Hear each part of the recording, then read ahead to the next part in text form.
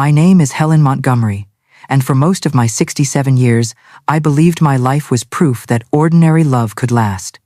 If you had driven down Peachtree Drive last summer, you might have seen our single-story brick ranch glowing in the Georgia sunlight, a flag rippling on the porch, white hydrangeas overflowing the front beds. You would have smelled freshly cut grass and Marge Wilson's peach pies cooling next door. It all looked so peaceful, so permanent, that even I believed the picture. Charles and I built that life together. We married young, in 1979, when disco was fading and interest rates were through the roof. He was a tall insurance adjuster with salt and pepper hair that made church ladies fan themselves on Sundays. I was a school secretary who baked her mother's cornbread by heart and wanted nothing more than a family to fuss over. We raised one son, Michael, now a tech professional in California. When neighbors stopped by, they'd shake their heads in admiration. 40+ years and still in love. I used to blush at that. Every corner of the house carried our history. The back porch swing where we sipped sweet tea on summer nights. The worn rug where toddler Michael toppled over, laughing. The pantry shelves sagging with jars of my mama's fig preserves. Even the little squeak in the hallway floorboard told a story, the soundtrack of a life we'd built side by side. Yet, as that particular summer deepened, small sounds began to ring false, like off-key notes in a familiar hymn. Charles had always been steady as a metronome. Breakfast at 7, the paper folded to the sports page, golf on Tuesdays and Thursdays. But lately, his rhythms shifted. He stayed out later, claiming long board meetings at the senior center. He bought new shirts without asking my opinion. And then there was the cologne, sharp and musky, nothing like the Old Spice he'd sworn by since Carter was president. At first I explained it away. Retirement can make a man restless, I told myself. Maybe he's just finding new hobbies. Maybe I should too. But in quiet moments, I felt a hum beneath the silence, a tension like the air before a thunderstorm. One July morning, the Georgia heat rose early, pressing on the roof like a heavy quilt. I was in the kitchen making my mother's recipe of sweet tea, 4 cups of sugar, a pinch of baking soda when Charles came in, car keys jingling. "Running errands," he said, giving me the quick, distracted peck he always gave when he was half somewhere else. Might swing by Danny's to look at fishing gear. Saturday was our day. For decades, we'd shared lunch on the porch, watching hummingbirds dive for nectar. I should have noticed the warning in that small change. Instead, I just smiled and told him to drive safe. After he left, the house settled into its familiar summer hush. The ceiling fan's soft clack, the hum of cicadas, the faint smell of cut grass. Yet something in that silence prickled my skin. My gaze wandered to the pill organizer on the counter, Charles's blood pressure medicine, still untouched. The doctor had warned us never to miss a dose. I grabbed the orange bottle and hurried to the garage, planning to catch him before he left the neighborhood. But the Chevy wasn't there. Only a hot oil smell and the echo of my own footsteps filled the space. I hesitated, keys in hand, debating whether to call his cell. Then a stray memory surfaced. Charles complaining last week that the glove compartment in his beloved 1969 cherry red Impala was sticking. He kept a spare car key inside. If he couldn't reach it in an emergency, he'd be furious. I could fix it for him, one of those small kindnesses long marriages are built on. I walked across the street to Mrs. Abernathy's carport, where Charles liked to park to protect the paint from our sun-baked driveway. Doris Abernathy was pruning her rose bushes and waved as I approached. "Need something, Helen?" she called. "Just checking on a squeaky compartment in Charles's car," I replied, trying to sound casual. The Impala gleamed like a ripe cherry under the noon sunday. I ran my hand along the smooth fender, savoring the familiar smell of wax and old leather. Using my own key, I opened the passenger door. Hot air whooshed out, thick with the scent of vinyl and motor oil. The glove box popped open without resistance. That tiny ease, so different from Charles's complaint, was the first crack in the perfect picture. What tumbled out widened the crack into a chasm. A small square packet, then another, and another. 5 in total. 5 unopened condoms landing on the cream-colored seat with the soft metallic clink of sin. For a heartbeat, the world narrowed to those silver squares. Cicadas, sprinklers, even Doris's greeting, all dissolved. I stared, cold rising in my chest despite the Georgia heat. Charles and I hadn't needed condoms since Michael was born. The doctor had made sure of that. I reached out mechanically, fingers trembling. One packet caught the sunlight, winking like evidence in a police drama. A smear of unfamiliar red lipstick on the headrest completed the tableau. My pulse roared in my ears. 45 years of Sunday pot roasts, Christmas decorations, shared pews and inside jokes. How could they all fit inside those 5 silent packets? I slipped them into my pocket like a crime scene tech bagging exhibits. My breath came shallow as I locked the car and walked back across the street. Doris called something about her tomatoes, but her voice was muffled, distant. I barely managed a wave. Inside my cool kitchen, I set the pill bottle on the counter and sank onto a stool. The refrigerator hummed. The ceiling fan spun. Everything looked the same. Michael's photos on the fridge, the "Bless This Home" sign above the stove, but none of it felt the same. It was as if someone had swapped my familiar life for a replica, with the colors slightly off. I thought of all the times Charles had left for golf, for board meetings, for errands. How many of those had ended in someone else's driveway? My mind kept replaying the image of those condoms against the pale leather, a cruel, still life of betrayal. Outside, the neighborhood carried on. A child laughed, a mower droned, a mail truck rattled past. Life continued in broad daylight while my marriage quietly bled in the shadows. I remember gripping the edge of the counter, the cold tile grounding me. I didn't cry. Not yet. Instead, a hard clarity settled over me, slow, deliberate, like a detective lining up evidence. My husband was living another life, and I needed to know everything about it. This was no longer just a marital quarrel.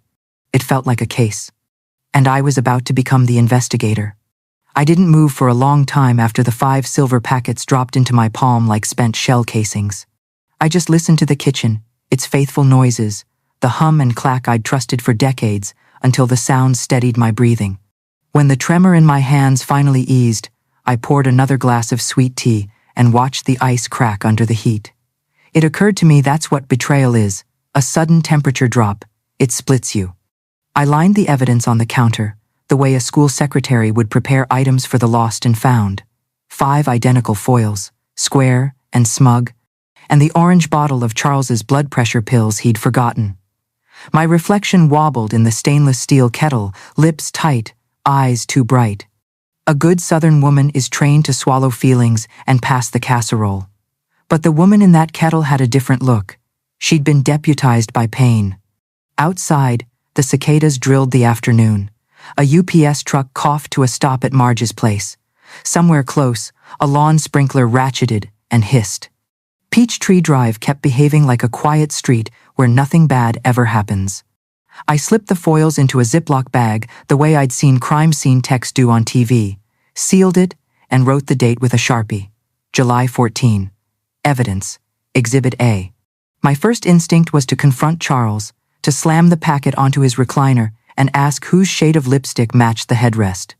But even as the thought formed, another voice, cooler, smarter, answered, "Don't blow your case on emotion." If marriage had turned into a criminal mystery, then I would treat it like one. I kept my eyes on the timeline, the means, the motive. This wasn't about catching him in a single lie. It was about uncovering the double life he believed he could hide. I rinsed the glass and put the Ziploc in the freezer behind a stack of frozen peaches. I'd read once that cold preserves certain residues. Maybe it was nonsense. Maybe it was the kind of half-remembered tip you grab when your world bangs off its hinges. Either way, I felt better having done it. At 12:07, I called his cell, just to see what story he was working from. "Hey, Helly," he answered, cheerful, breath only mildly short. "In the middle of a few errands. Want me to pick up anything?" I glanced at the pill bottle. "You forgot your medication," I said softly. "The doctor said not to miss." He hesitated a half beat. "I'll take it when I get back. Don't fuss." There are pauses in conversation that become exhibits too. "Drive safe," I said, and hung up. I set the pills by the sugar canister on his route, like a speed bump he'd have to hit, and reached for a yellow legal pad. I printed a word at the top, pattern. Under it, times and places began to slot themselves into a column of neat handwriting. Tuesdays divided by Thursdays, golf, new cologne, mid-June, Senior center board meetings, running late. The complaint about the sticky glove compartment last week, Mrs. Abernathy's carport. I added lipstick smear deep red and a note about the Impala's immaculate interior. Charles loved that car. If he was getting careless enough to allow another woman's lipstick to touch it, he was either high on the thrill of his second life or certain I'd never look closely. Maybe both. The clock ticked toward 1. I peered through the blinds. Doris's carport sat hot and shadowed. The Impala's chrome winked like an accomplice. I wiped my palms on my apron and felt something like resolve click into place. If faith is a habit, so is doubt. And doubt was now my assignment. I changed out of my apron, swapped it for a light cardigan to disguise my silhouette, and slid into my sensible Buick, the same faithful car that hauled choir robes and church flowers and once the entire dessert table when Marge's oven malfunctioned. I backed out slowly, turned left, then left again, circling the block to park where I could watch the Abernathy carport without being obvious. I angled the rear view so the Impala sat perfectly in frame. Heat shimmered off the street. A dragonfly needled through the air and vanished behind Doris's maple. At 1:39, Charles appeared, casual as sin, crossing the Abernathy lawn with his key. A man coming for his old friend. He ran a hand through his hair, checked his watch, and slid into the driver's seat. The Impala burbled to life, the kind of baritone purr that makes men in this neighborhood nostalgic and women roll their eyes. He pulled out, paused long enough to wave at Marge's yardman, and glided past my Buick none the wiser. I waited until he was 3 houses down and joined the flow, careful as a tail at a training academy. Never too close, never where you become the only car. Atlanta traffic is a gift to the newly deputized. On Peachtree Road, the lanes thickened. On Sidney Marcus, they thinned. By the time we were angling north, I'd learned to use delivery vans as shields, merge behind SUVs, adopt the anonymous patience of a weekday errand runner. He took the exit for Buckhead. The neighborhood changed as if we'd crossed a border. Hydrangea hedges became sculpted boxwoods. Ranch houses gave way to homes that looked like they came with docents. Shingles sharpened into slate, asphalt thickened into cobblestone crescents.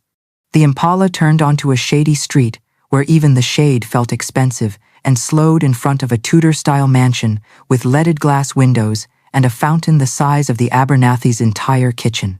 The house had the kind of quiet that announces old money and signed checks. He idled, glanced at himself in the rear-view 2-finger comb to smooth the hair, and stepped out with a buoyancy I hadn't seen since our early years. He straightened his polo, rolled his shoulders, and mounted the steps with a boy's spring. The front door opened before he could knock. From my angle across the street, I saw only a feminine hand white linen sleeve, a cool bracelet that caught the light reach for his. He leaned in. That was enough. The lean, the deference, the way the muscles in his back softened like a man coming home. I lifted my phone, thumb clumsy on the camera app, and snapped 2 quick photos.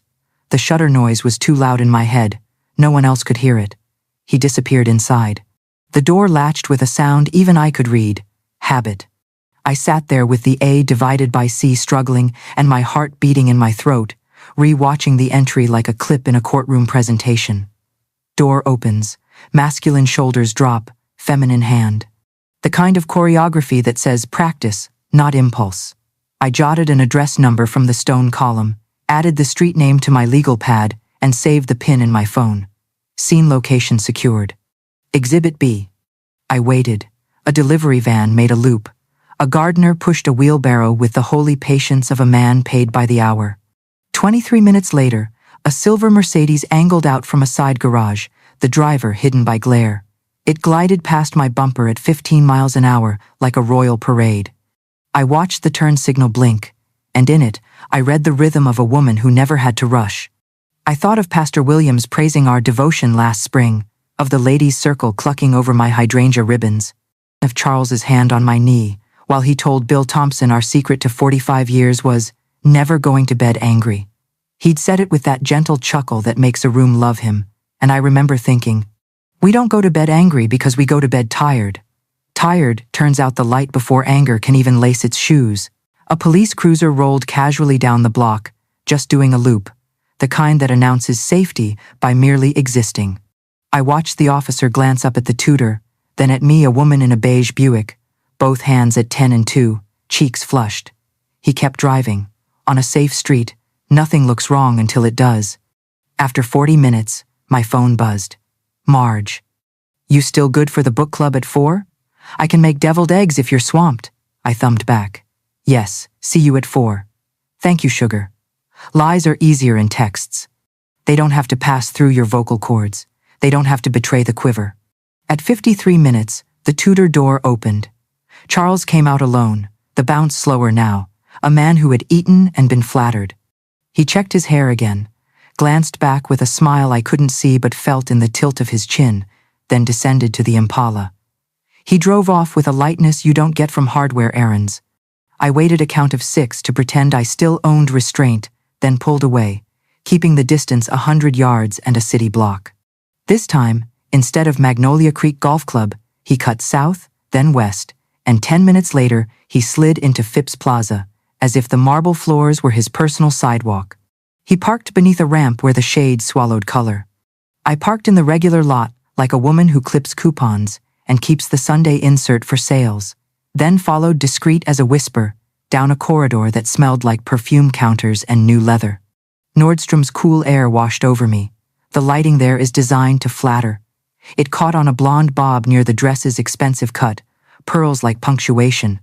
She was the kind of woman whose dry cleaner knows her by first name and keeps the garment bags ready.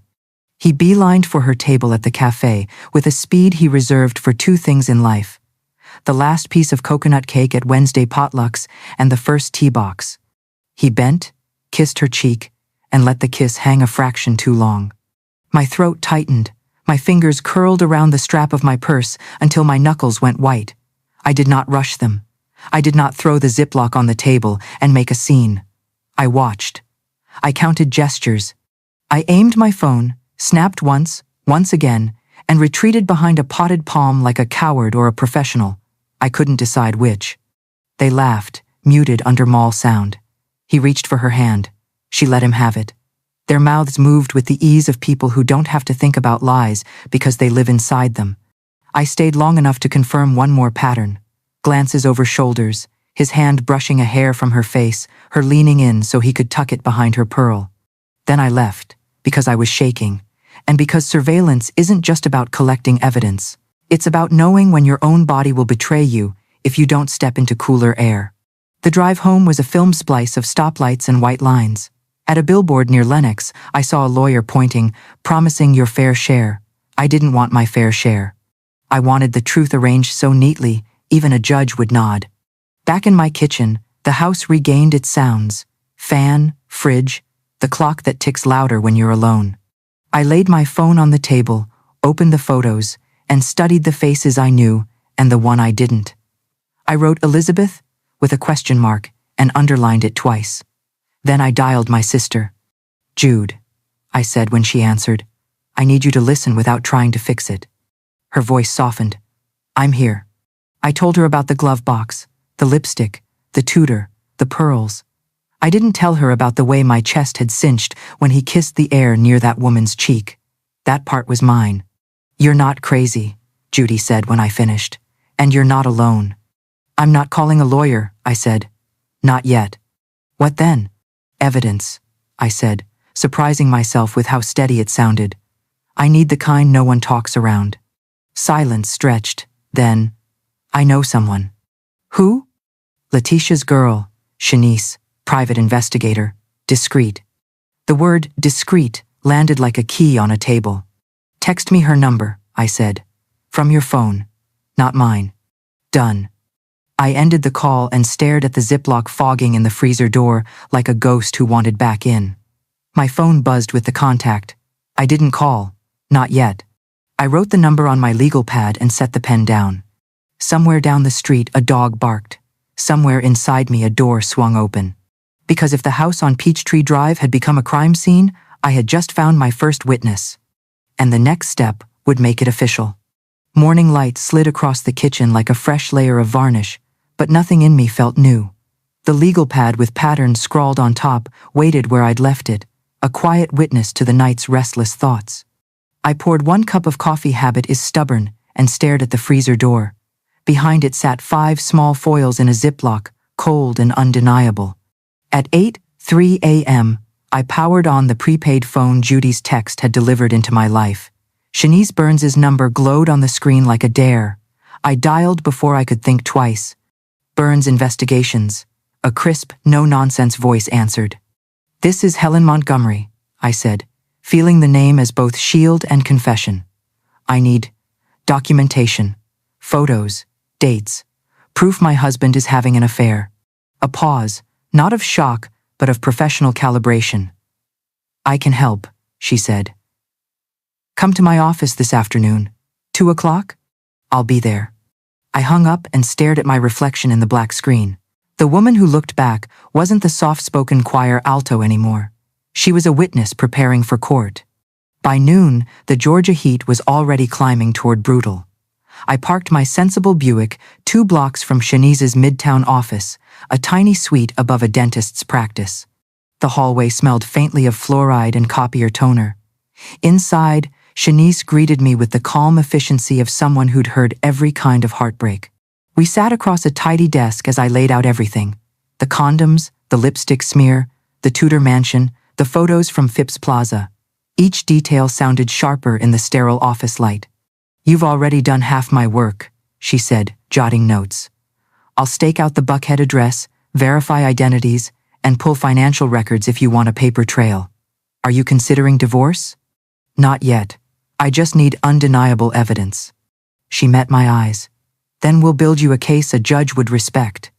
I slid $300 in cash across the desk. She gave a single, businesslike nod and promised updates within days. Her steadiness steadied me. Driving home, the city looked different, sharper edges, clearer lines like when a photographer adjusts the focus. I turned off Peachtree Road and caught sight of a billboard with a smiling lawyer promising justice for the wronged. I almost laughed. Justice wasn't about money for me. It was about truth. Back in our neighborhood, Mrs. Abernathy was pruning roses again. She waved as if nothing in the world had changed. I waved back, thinking how secrets bloom in plain sight. Inside, I prepared Charles's usual supper-baked chicken, green beans, cornbread, but my mind was elsewhere. I imagined Shanice in her discreet sedan, camera clicking as Charles walked into the Tudor house.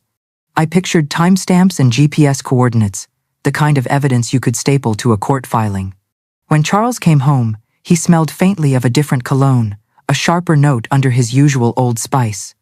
"Board meeting ran late," he said, kissing my cheek. The lie slid across my skin like oil. I smiled, set his plate on the table, and asked about his golf game. Each casual word felt like a bead on an evidence chain. That night, I lay awake listening to the ceiling fan tick. I thought of our shared years, 45 Christmases, thousands of quiet suppers, and felt grief and fury braid together. But I also felt a new energy rising, the focused calm of someone preparing a case. Before dawn, I slipped out of bed, opened the freezer, and looked at the Ziploc bag one more time. The little squares gleamed in the dim light. Exhibit A, waiting for Exhibits B through Z. I whispered to the still kitchen. "I will know everything." Outside, the first bird of morning called once, twice, as if agreeing. By the time Friday's dawn stretched a pale ribbon over Peachtree Drive, I was already dressed and waiting for Shanice's promised update. The air smelled of wet grass and gasoline from an early garbage truck. My neighborhood was waking up like any other summer morning, but I felt as if I were living in a parallel world, one where every mundane sound was a clue and every glance a potential witness. At 9:12 a.m., my prepaid phone buzzed. A text from Shanice, "Got movement, call when ready." I stepped onto the back porch, where cicadas screeched like tiny alarms and dialed. "He met her again yesterday," Shanice said without preamble. "Same Buckhead address, photos and timestamps secured. And I've confirmed her full identity. Elizabeth Patterson, 58, wife of Dr. Richard Patterson, a plastic surgeon with offices near Northside Hospital." A plastic surgeon. That explained the flawless skin and the polished elegance, Shanice continued. "I also checked county records. There's a separate account in your husband's name. Small deposits over 18 months, about $30,000. Looks like he's preparing for a financial exit." I gripped the porch rail until the wood bit into my palms. So he wasn't just cheating, I said quietly. He was planning to leave. I'm afraid so. I'll have a full dossier ready by tomorrow. Photos, financial printouts, even copies of emails we recovered from a side account he uses. I exhaled slowly, the way I used to before calling parents about a troubled student. Thank you, Chanice. You've given me exactly what I need. Mrs. Montgomery, she added gently, do you have a plan for how to use it? Yes, I said, and it will be public. I hung up and stood there listening to the restless trees. Evidence was no longer the problem. The question was timing. I wanted a reckoning as undeniable as the proof itself. Inside, Charles's golf shoes sat by the door, faintly scuffed from his supposed rounds. I knelt to line them neatly, and without quite deciding to, reached into the hall closet for my company picnic binder, a leftover from my years of school events. Its pocket sleeves and tab dividers would be perfect for an evidence board. The rest of the morning I worked like a quiet archivist. I printed the clearest photos Chanice had texted Charles entering Elizabeth's Tudor home. Charles and Elizabeth kissing in the Impala, Charles carrying shopping bags like a dutiful spouse. I slid each into a sleeve and labeled it with the precision of a courtroom exhibit. Date, time, location. When the doorbell rang, I nearly dropped the 3-hole punch. It was Marge Wilson, my self-appointed social secretary, holding a lemon pie. Thought you could use a pick-me-up, sugar, she said. How's the anniversary surprise coming? Better than you can imagine, I answered truthfully. Marge offered to help set up the community center hall. I thanked her and suggested a slideshow of old photos to make it extra special. She squealed, already planning who would bring what. Perfect. The more people believed in a celebration of love, the harder the truth would hit. That evening, Charles breezed in smelling of the same sharp cologne, humming a tune from the oldies station. Golf went long, he said, tossing his keys into the bowl. Boys insisted on one more round. I set a plate of fried chicken in front of him and kissed his cheek, a motion so practiced it felt like muscle memory. As he talked about his imaginary golf game, I studied every detail, the sweat-dark collar, the faint smile lines at the corners of his mouth, and thought, you have no idea the clock is ticking. After dinner, he settled into his recliner, flipping through the Atlanta Journal-Constitution. I stood behind him for a moment, the photographs of his double life burning like coals in my purse. The ordinary clatter of dishes and television felt like props on a stage that would soon collapse. Saturday, I began the next phase. I drove across town to a bakery Chanice had recommended far enough away that no curious neighbor would bump into me. The smell of buttercream and almond paste wrapped the shop like a soft spell. I need a 3-tier vanilla cake, I told the baker, blue and silver icing, for a 45th anniversary party. But I'd like a custom topper, one single woman standing proud. The baker blinked, then nodded with professional composure. We can do that. On the drive home, I imagined the cake as the centerpiece of a courtroom drama. First the sweetness, then the evidence. By late afternoon, the house was quiet except for the hum of the refrigerator and the steady tick of the clock above the stove. Charles napped in his recliner, TV muttering softly. I opened the freezer and pulled out the Ziploc bag. The foils inside glittered like cold metals. I laid them beside the photo sleeves and spoke aloud, just to hear the certainty in my own voice. Exhibit A, motive. Exhibit B, opportunity. Exhibit C, financial intent. The kitchen smelled faintly of coffee and lemon pie, a domestic scent that belied the case file taking shape on the counter. Somewhere beyond the curtains, children squealed in sprinklers, but I hardly heard them.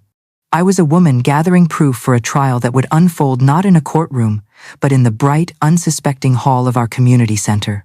Everything was nearly ready. And when Charles walked into that hall, surrounded by friends, neighbors, and our only son, the man who had lived 2 lives would finally face the single, unflinching truth. The morning of the party broke hot and windless, the kind of Georgia heat that presses a house flat against its foundations.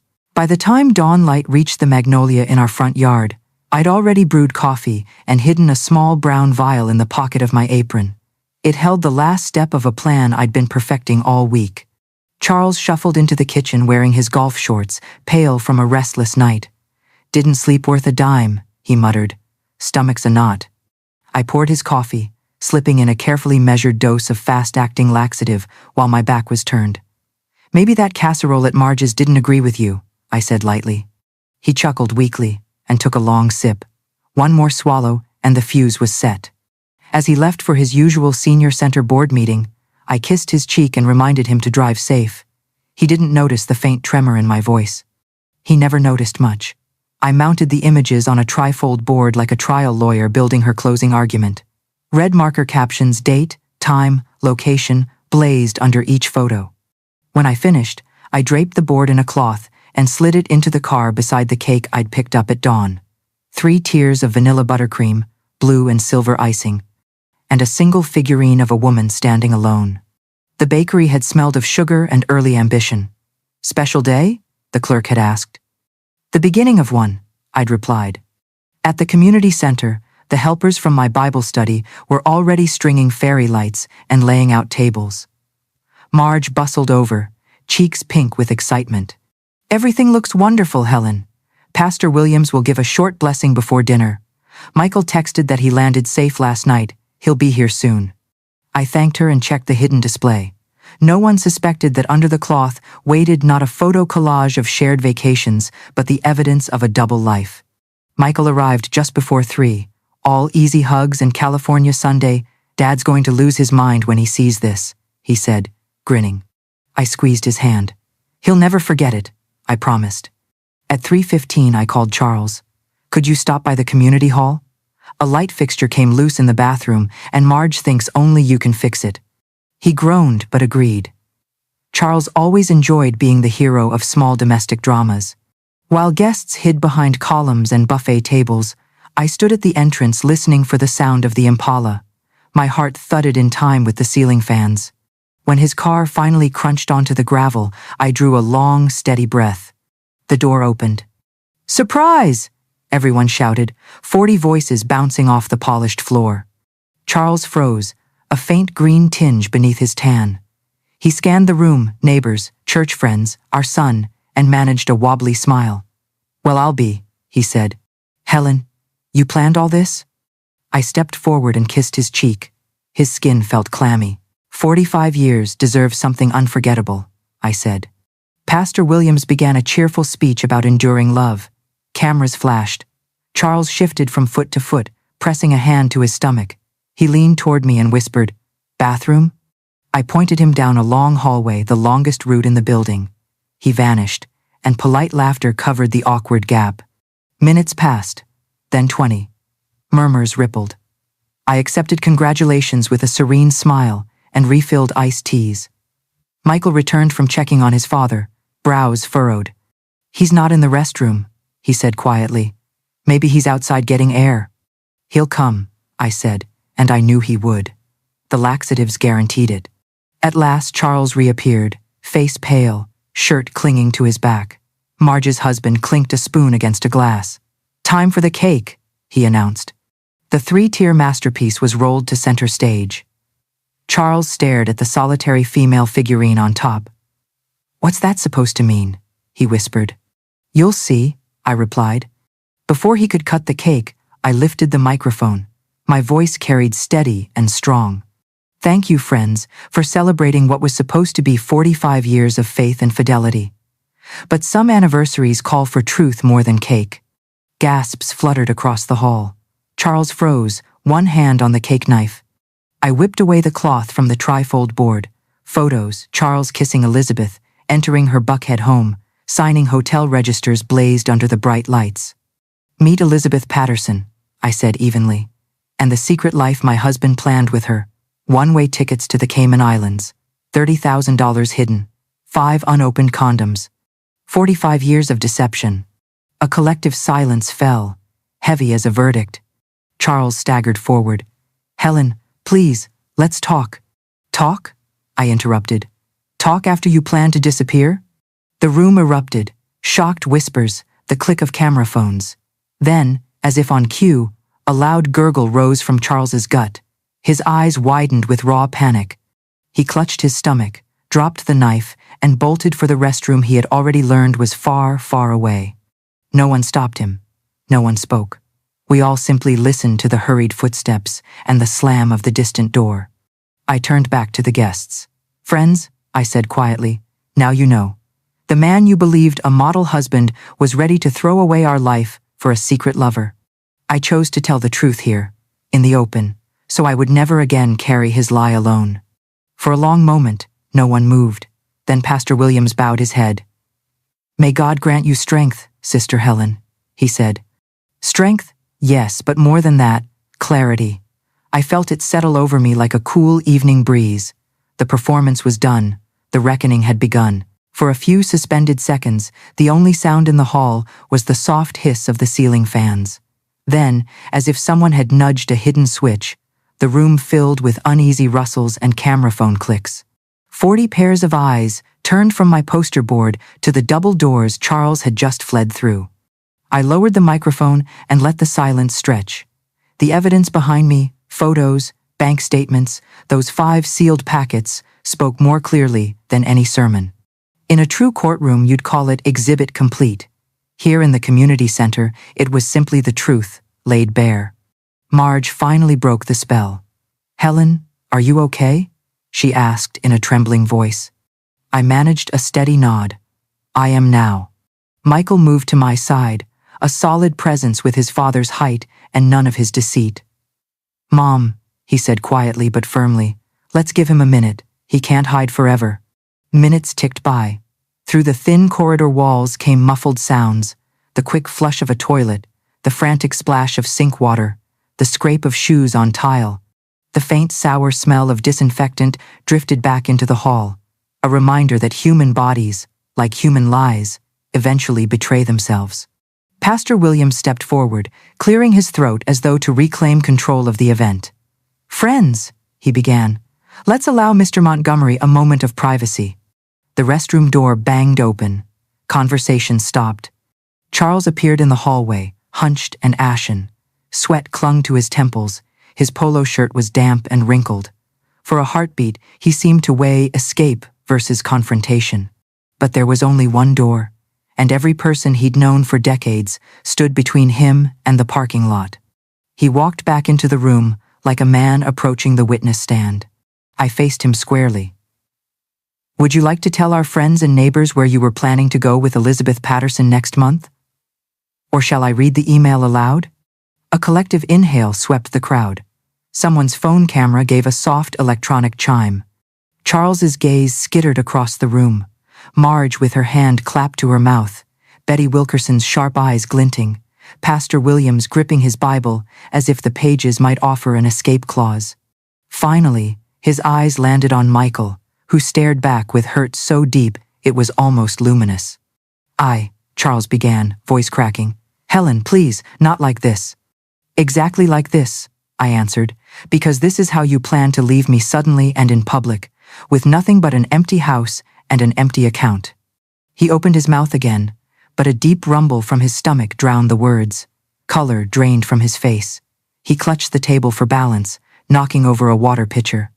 The crash made several guests jump. "You should sit," Pastor Williams said, half rising. "I should confess," I said over him, my own voice as cold as the church's marble font. "Tell them about the hidden money, Charles, the one-way Cayman tickets, the woman you kissed while I folded your laundry." Charles swayed. "It wasn't." Another painful spasm seized him. His knees buckled. Only Michael's quick reflex kept him upright. Gasps and murmurs rippled through the room.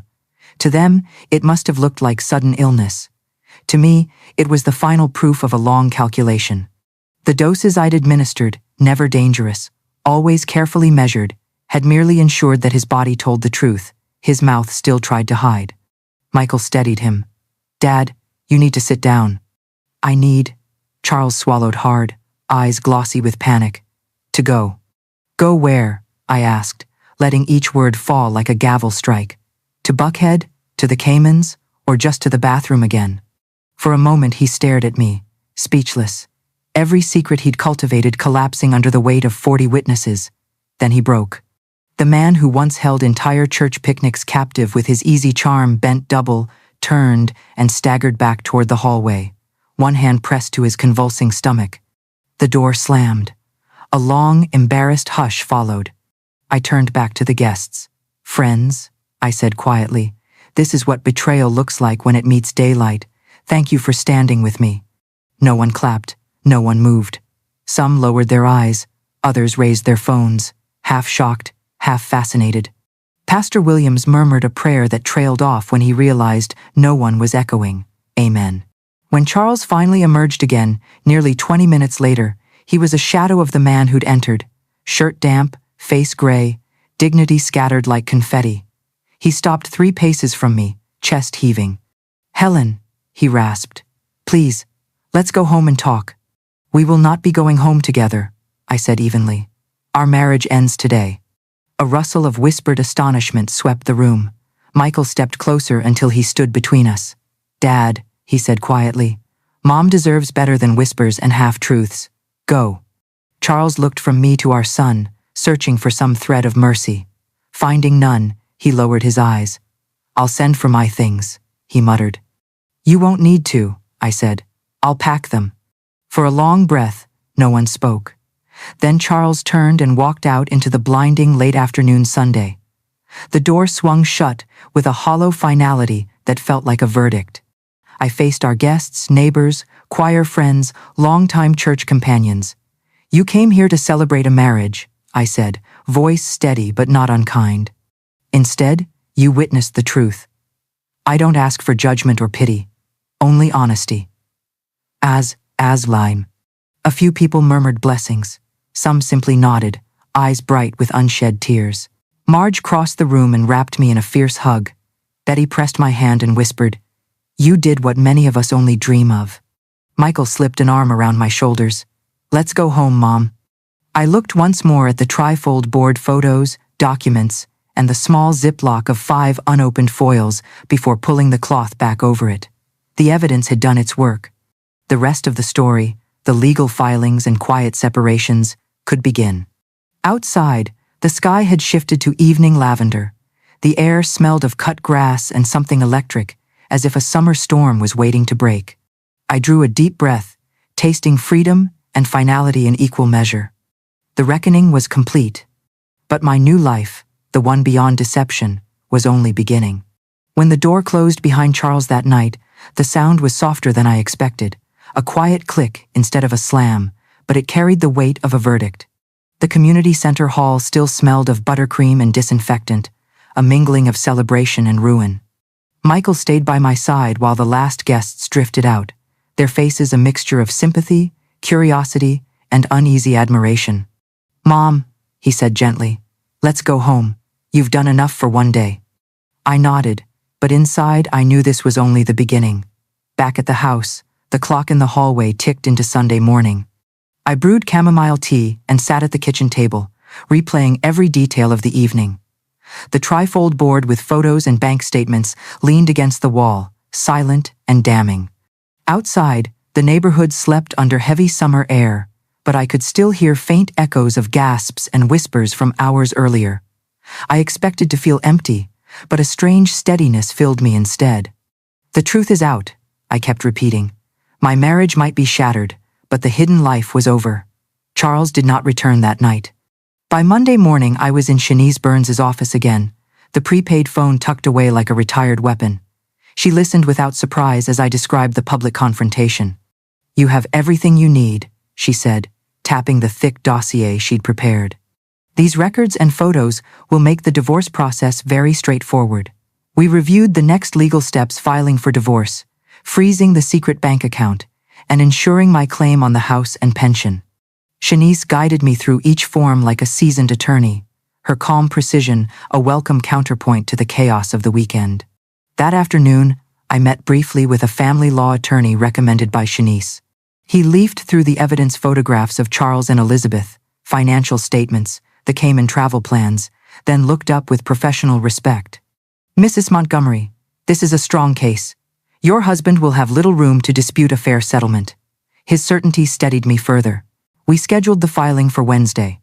When I returned home, the house was quiet, its familiar creaks and hums carrying a different weight now. I began the slow, deliberate work of separating a shared life, setting aside Charles's clothes, boxing his fishing trophies, placing his paperwork in neat piles for the lawyer. With each drawer I cleared, the silence felt less like loss and more like space.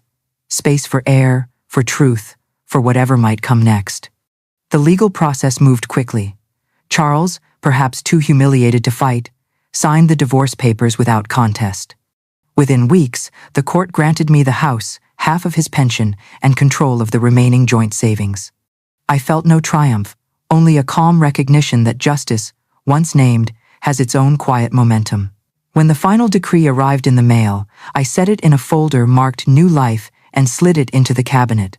Outside, neighbors still paused at the mailbox, eager for scraps of gossip, but I met their glances with steady eyes. I had nothing left to hide.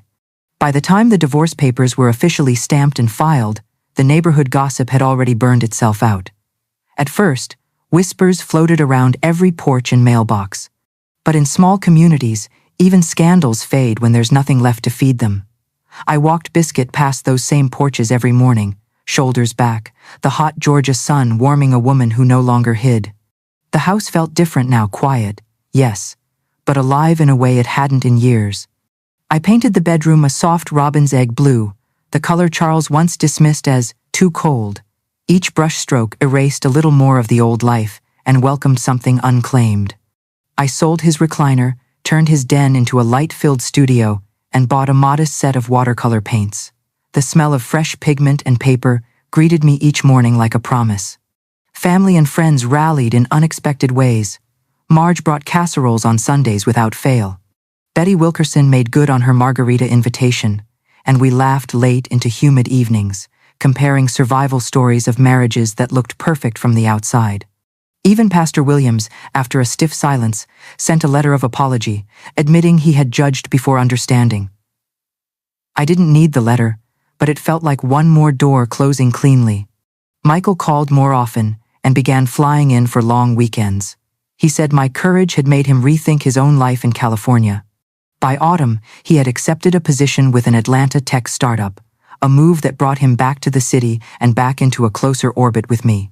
One Sunday morning he arrived with a basket of bagels and a simple sentence that made me tear up. "Mom, I'm staying." Judy, my steadfast sister, stayed with me during the first chaotic weeks after the party. We repainted, reorganized, and between paint strokes and glasses of wine, talked late into the night.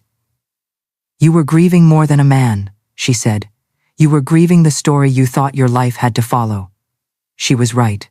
And little by little, that grief turned into something steadier. The quiet pride of someone who has faced a storm and walked out whole. As months passed, my routines changed in small but liberating ways. I joined a morning walking group at the city park, where women of every story, widowed, divorced, never married, traded recipes and politics and jokes as we circled the lake. We were proof that life after heartbreak doesn't just continue, it remakes itself. One bright Saturday, a man named Harold from the group asked me to join him for coffee.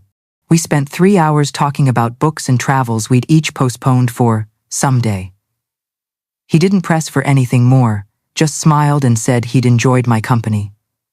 We met again, and again. By the 5th coffee, he reached for my hand. His touch was warm and rough with a gentle strength. I let my fingers rest there, not as a replacement for anything lost, but as an unexpected gift. Travel, too, became part of my healing. With some of the money Shanice had helped me protect, I took the trip I had once only imagined. The Grand Canyon opened before me like a vast cathedral of stone and time. I booked a helicopter ride and laughed aloud as the world fell away beneath the spinning blades. For the first time in decades, I wasn't someone's wife or someone's secret keeper. I was simply Helen, breathing air as wide as the horizon. A year after the night of truth, I stood again on my back porch, a fresh mug of coffee in hand. The magnolia tree shimmered with new leaves. The garden beds were full of color. Birds called across the morning like small brass trumpets. I thought of Charles, now living quietly in a modest apartment, the last I heard, and felt no anger, only a distant, almost academic pity. He had chosen a life of concealment. I had chosen one of clarity. I am not merely surviving. I am living, fully and freely, in a house that finally feels like mine. I've learned that the strongest justice isn't found in a courtroom or even in a brilliantly executed public reckoning. It's in waking each morning with nothing to hide and everything to look forward to.